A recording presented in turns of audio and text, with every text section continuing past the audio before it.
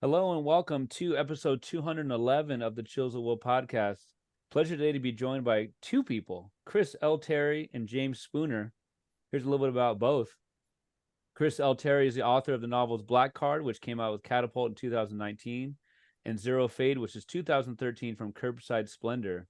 That was named Best Book of the Year by Slate and Kirkus Reviews.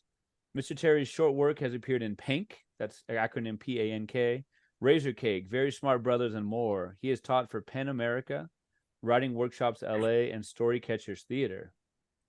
James Spooner is an American film director, tattoo artist, and graphic novelist. He's best known for his 2003 documentary film Afropunk and for co-founding the Afropunk Festival. He also directed the 2007 narrative film White Lies, Black Sheep.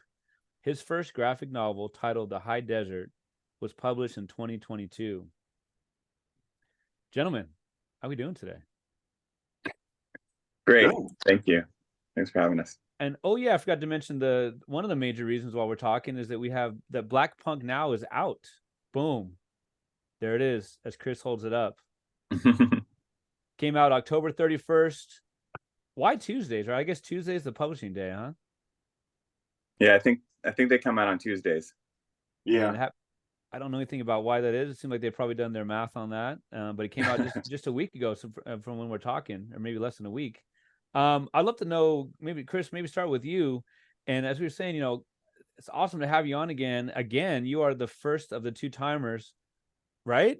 I don't know if you ever saw those corny like Saturday Night Live skits where like the 5 Timers Club. And they got like a jacket and the whole deal. So I'm gonna I'll get a tailor out there and we'll send you a nice jacket. That's good. That's good. Yeah. I'm a 40 long. Right. Okay. Right. You were ready with that. I'd love to know how it feels with the book out in the world. It's been about a week. Like what kind of feedback have you gotten? I know it was a long work in progress. And I'll ask you too. I think you said in the acknowledgments that a lot of this came from Black Card, like kind of like taking the tour with the book. I'd love to know about seeds for the book on your end, and then kind of how it's been this first week or so with it out there. Yeah. So, like you were saying, I don't know why Tuesdays are chosen as release days. There kind of reaches a point when you're working with a publisher where it feels like you like feed your manuscript into a machine and then let them go to work. And somewhere in there is where Tuesday is, and it works for them. It works for me. It's been really nice bringing the book into the world. We did a Zoom event last week with Loyalty Books in DC, and then we had an in-person event at Skylight Books here in LA. And at both of them, we brought in some of our contributors to the book. So, and they're all like people who we respect and like, and are often friends with as well. So it's felt like really social. It's just been really fun and kind of underlines the feeling of like making this book for community purposes. It isn't just for us, and it isn't just our egos at work, which makes it all just feel a lot better, a lot lower stress. It's been wonderful. Yeah. Seeds of the book. My most recent novel, Black Card, came out in 2019, and it's inspired by some of my experiences trying to understand my own like multiracial Black identity while playing in punk bands in the South in the 90s and in the 2000s. It's like speculative fiction where a punk bassist who's like a mixed race Black guy has a Black imaginary friend who takes away his Black card, like his membership to Blackness, and he has to go on a mission to win it back. And through doing that tour, I met some other like Black punk rockers who were out in the world. Some of whom were kind of part of a generation that came up after me. I'm in my 40s, so these are people that were, maybe not even alive when I was first going to shows. And James and I were just becoming friends then as well, and we were having a lot of conversations about like how much cooler punk seems now than it was in our heyday, and how. And I was trying to think of ways to be involved and supportive in an age-appropriate way. No one wants to hear a band from me at this point. And I can't go to gigs like 3 times a week. Yeah. So, and I wanted to experience art by the kind of new wave of people. And I wanted to find a way to support, and a book seemed like a really good way. And there was no way I wasn't going to do it without James. Nice. The age-appropriate thing, huh? I'm laughing with you, not at you. With you, right? It's sure. like so they always talk about, like, I think it's like James Dolan is the owner of the New York Knicks, and, like, kind of like sad older guy rock or whatever. And you are nowhere near that age, not even nowhere close. Do you still play? No, I am sad though, that's for sure. Okay. Okay. All my creative energy just goes into writing. I'm working on my third novel now. I keep joking that I'll start a band when my kid is old enough to be embarrassed by it, and I think I have a couple more years before that's the case. That's awesome. Thank you for that. I appreciate that. James, I forget if I was reading it on your social media or on your website recently, but really cool article or piece or excerpt about kind of like you and your relationship with your daughter, and like with like music together and all of that, right?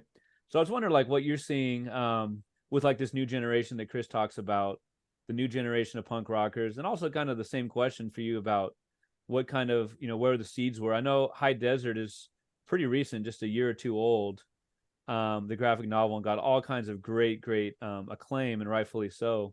But I just wonder if, like, that book led you into this, or I think there was something in your intro about this going way back to like the documentary and the whole deal.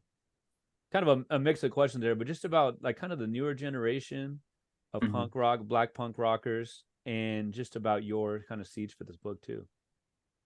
Yeah, I mean, yeah, the seeds for this book probably do go back much further than I don't know, we need to go like super deep into, but like the High Desert, my book, The High Desert, is about my first year finding punk, and being, 13 in 1989, finding punk rock in a town that was, filled with, I was like one of two black kids in a town that was just filled with Nazis.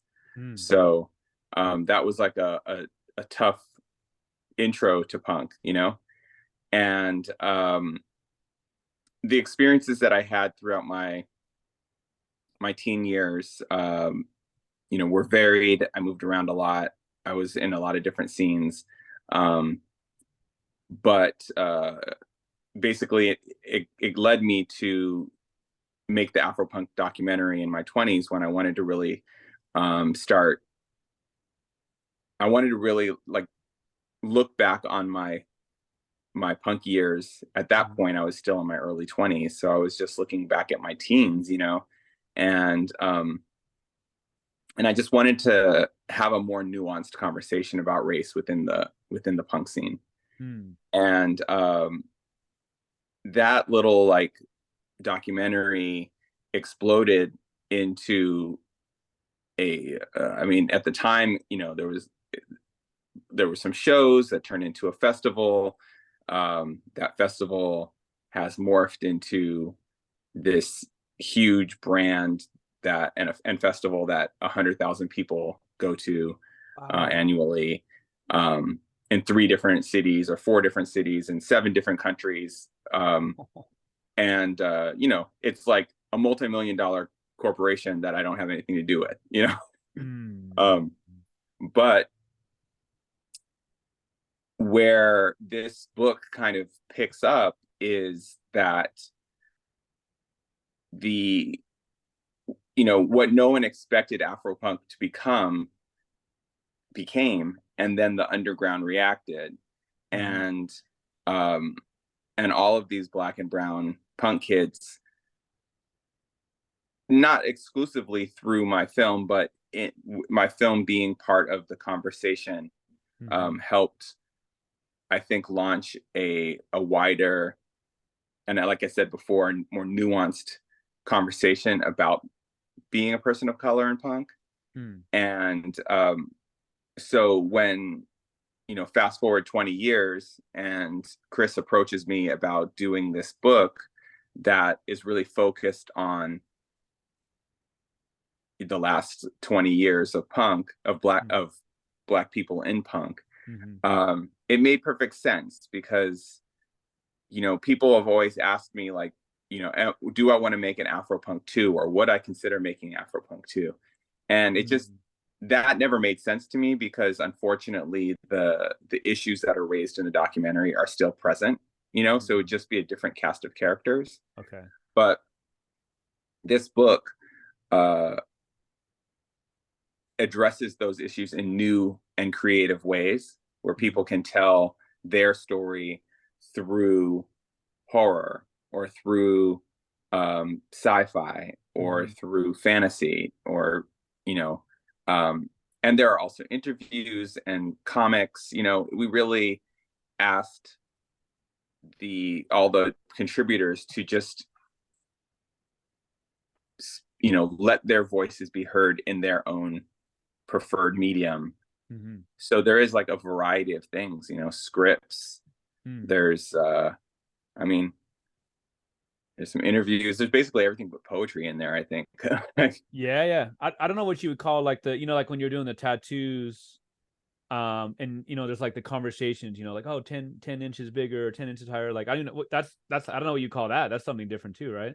Like like when you're having like a conversation with the tattooee, then there's also the interview on the separate side. You know what I mean? When when you tattooed Brontes while we were interviewing. Oh, exactly. Yeah, I got it. We need to give props to Cecilia Flores at Soft Skull. We had those as part of the transcript, and I was like taking out the tattoo framing, and she's like, "No, you got to keep those in there. Those keep this thing moving forward. You never see that." Right. So sometimes it was kind of finding new ways to do stuff. And another thing, excuse me, that we were thinking about was like decentering whiteness. So it wasn't just Black people being like, yeah, some racist shit happened to me at a show where there was a bunch of white people. Like that is present in the book, but a lot of it is about kind of creating Black spaces and the positive things that can come from that. Yeah. Yeah. I mean, I think that, there's Blackness that is defined by whiteness, and then there is like Black culture and Black joy as it's been dubbed, and I think that you can find a lot of Black joy within the book. Even just like looking at the cover, I love that we chose the photo that we did, because that crowd looks like they're having the time of their lives, and like I feel like everybody who looks at that picture is like, damn, I wish I was at that show, Yeah. So so I think that was like a nice way to introduce what we're trying to do here. I appreciate that for either or both of you. Like, so you're talking about like, so I read on a Kindle, for example, and like, there's literally like hyperlinks to, at the end you have the contributors notes and contributors, bios, right? Go check her out at this website, blah, blah, blah, which is obviously so cool. And you're talking about, I also want to ask you about the title, about the now part of it. And, the last 20 years I wonder about like the idea of like it being time sensitive.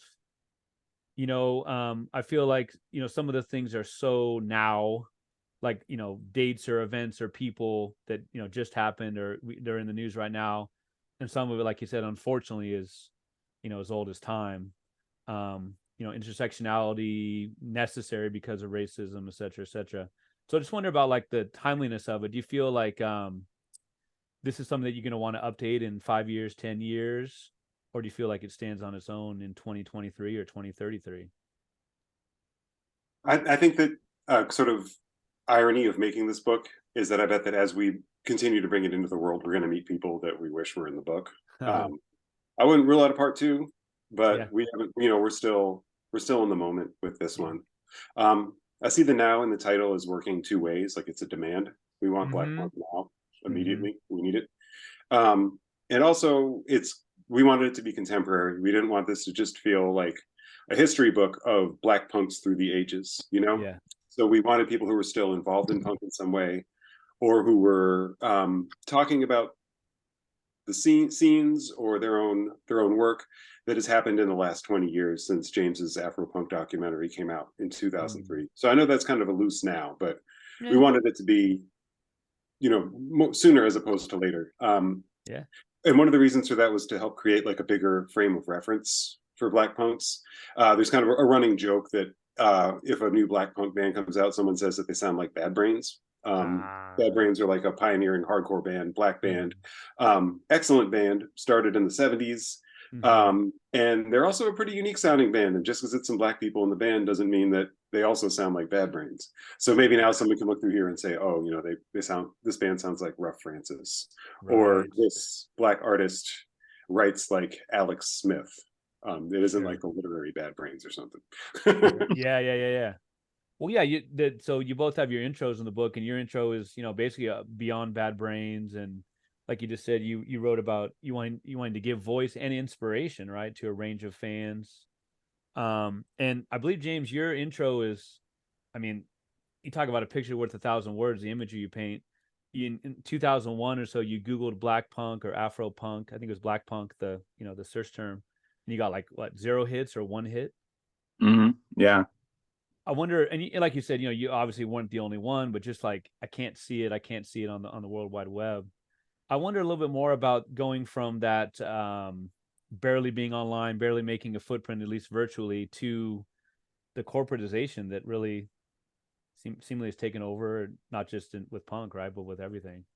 Yeah. I mean, we're definitely living in a time where, at least in the United States, art feels monetized. It feels like, everything is about capitalism. And I get caught up in that too. I'm a victim of this culture, but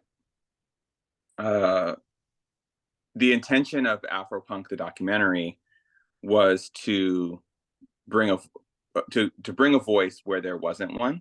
Mm-hmm. And then when I started doing screenings, I did 120 screenings in the first year.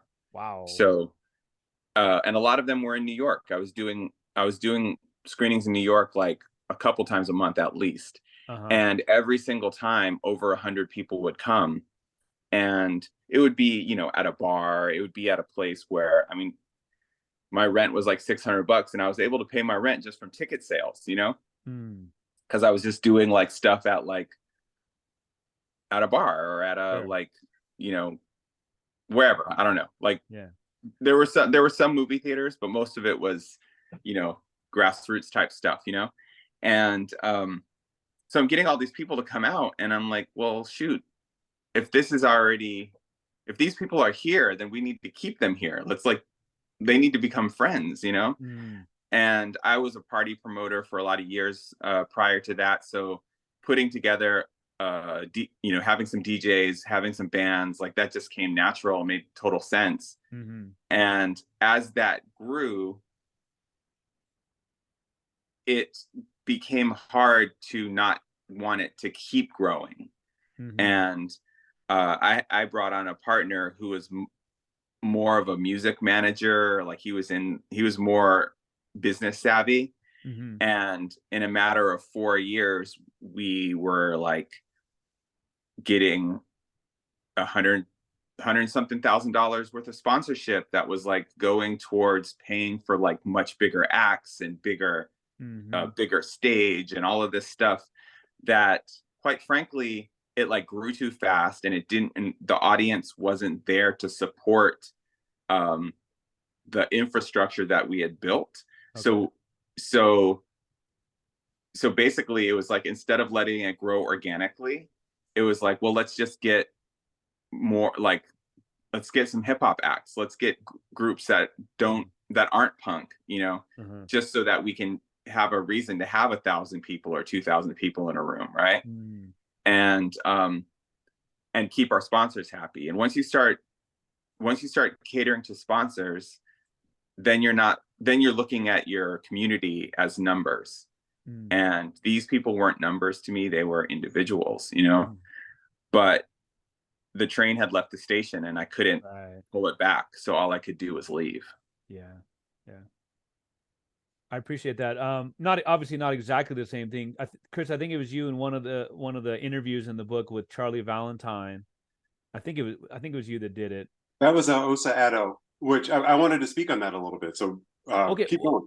Okay, well, I was going to say, I think it was with Charlie Valentine with about the money, about just some money for like an interview or something like that. I may be misspeaking on it a little bit, but just that you were saying in the interview, like, you were pleasantly surprised that he had asked for money for an interview. Not a lot, but just kind of like the whole like DIY ethos, of punk and all that.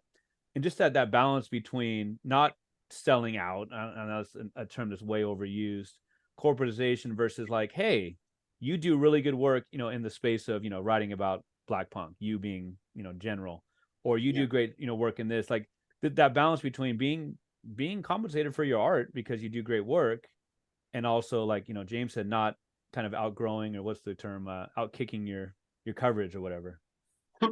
That's Yeah. a cliche. So that piece, it's by Osa Addo, who did the zine Shotgun Seamstress, which I would say is like a direct precursor to Black Punk now. It was a Black Punk zine in the 2000s and into the 2010s. And yeah, I think in the intro, she talks about reaching out to Charlie Valentine, the musician, and being asked Charlie asking if they're going to be paid for their time. And I think that is indicative of a big shift. Osa is more in me and James's age bracket, and Charlie Valentine is in their 20s. And I think younger generations are a lot more comfortable, especially like in the DIY world, talking about needing to be paid for their efforts, whereas that was considered kind of tacky or taboo in our era. It was like, oh, that's some rock star stuff. You're trying to sell out. And it's like, well, I'm trying to put gas in the car to get to the next gig, and I can't do that if you don't pay me. And I think that, this openness, while I'm not a fan of capitalism in the least, I think that this openness to talking about money, to naming your own price, I think that's empowering. And I think it's also I think it's empowered people with less privilege to get involved in punk, because it could feel like in the 90s, you could be real anti-capitalist and not care about getting paid $20 to play a gig if you got your parents' credit card in your back pocket. But now people who don't have their parents' credit cards are having an easier time getting into the scene, getting into the discussion, and ideally, I hope, being compensated for their work. You shouldn't have to go broke to be part of a community. Is it safe to say that, like, Charlie Valentine and others like them, they not that they don't know anything different, but there definitely has been a change in those years where punk is where they're artists, like you said, and they're used to being compensated. I guess they kind of like they know nothing different. Yeah, I mean, I think selling out, I think that as a concept was biggest with Gen X and has been kind of waning ever since. So I think if you're a younger artist, like, that conversation isn't as prevalent. There's definitely other stuff you can do to make it seem like you're making your art in bad faith, but people aren't, I think, it's good to call you a sellout. I remember I was just thinking about how, like, back in the early 2000s when we were doing these events called the Liberation Sessions. Those were the precursor to the Afropunk Fest. And we would guarantee bands $200, which felt like wow, we are really doing the most right now, and bands were like stoked to like drive from DC to like make $200. But what we were, and that was like scary to me to make those kind of guarantees. But we were also charging $10 at the door, which felt like crazy, but kids were happy to pay it, Some context, like the going rate for a punk gig back in the day was $5 or $6. Okay. Yeah. And like, and I getting paid $200 felt like, wow, like bands are still getting paid $200, like now. Sure. Yeah. So, all these years later, but it's just a thing of like, can we like share the wealth? Can we spread it around? And also, like, as an artist, I know my worth in some arenas. Like a conversation or a keynote speech might be worth $5,000 if I'm doing it for an institution, and might be worth like a couple $100 if it's like a nonprofit or something, Sure. Yeah. And I'm comfortable with making those assessments, and working on a sliding scale, because I just want to, like, I don't want to not speak to people who I might inspire, or a community that I might be able to connect with, Yeah. So when you said you charging $10 back in the day, you're talking $10 plus like the Ticketmaster fees, it makes it $43, or like $10? No, just $10 at the door. Man, right? You're like, oh, those tickets not bad. They're, whatever, $75, and it's like 155 in the end. Yeah, Oh, Ticketmaster is crazy. Ticketmaster got to get the thing on top. One of the cool things about the book is there's, I don't know, 5 or 6, maybe more roundtables, right? Roundtable interviews with, I don't know, 4 or 5 women, Black women from the United States, I think from Britain as well. I know from Britain. So like Shanna, I'm not sure if I'm saying the name right. I think there might be one of both.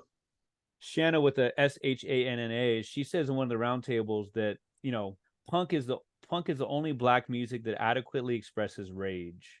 And she talks about it being a rage that's only found in POC spaces. There's all kinds of quotes like that about, being, this is from Talib, who says, quote, being Black is as punk as it gets. That's the one in the screenplay, right?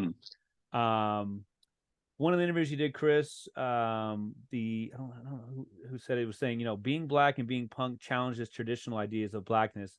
And that is so punk. And I put so with 3 O's. It might have been like 6. Yeah, I think that was Bobby Hackney Jr. put that as his quote at the beginning of his piece. Yes. Now he's the one whose father was kind of a punk rocker back in the day, right? Yeah. So Bobby and his brothers they all grew up in Vermont, and their dad is a musician, their uncles are musicians, and they had a reggae band when they were coming up. As Bobby and his brothers got into punk, they discovered that their dads had this like basically proto-punk band that sounded like before punk was a thing in the 70s. And that band kind of got popular with like retro vintage record collectors. So their dad suddenly had like all this cred, and the sons were like figuring this out. I talked to Bobby about that and about some of his experiences, growing up as a Black punk in a very white Vermont, and rural Vermont, like half an hour outside of Burlington. There are some great stories in there. A lawn gets burned in the process. It was really nice to talk to Bobby. And also I did 2 other like as told to essays in there where I interviewed Pierce Jordan from the band Soul Glow, who are one of the, if not the one of the best Black punk bands working today.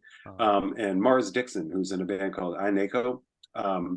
He's also a model. I just saw him on the eBay homepage the other day.